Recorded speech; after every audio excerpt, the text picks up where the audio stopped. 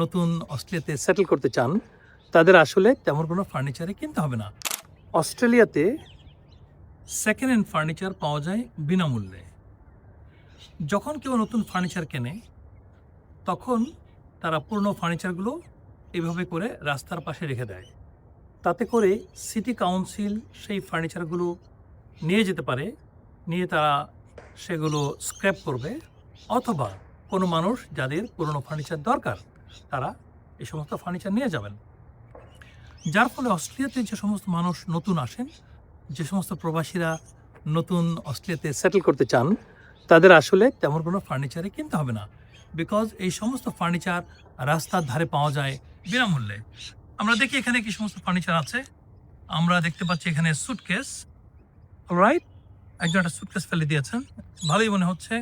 এখানে আছে sofa set, একটা আস্ত সোফা সেট যেটার কন্ডিশন খুব ভালো, সাথে আছে অন্যান্য জিনিসপত্র, রিভলভিং চেয়ার আমরা দেখতে পাচ্ছি। সো এভাবে করে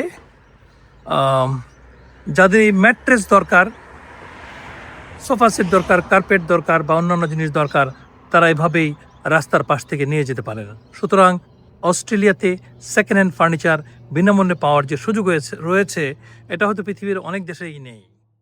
আমরা দেখতে পাচ্ছি এখানে একটি বড় বেড ফেলে রাখা আছে, সাথে আরও অনেক প্রয়োজনীয় জিনিসপত্র একটি ট্রলিতে আছে।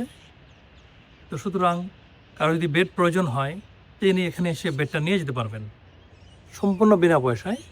অর্থাৎ যিনি নতুন ফার্নিচার কিনেছেন তিনি হয়তো পুরনো ফার্নিচারগুলো রাখার জায়গা নেই, তাই এভাবে ফেলে দিয়েছেন।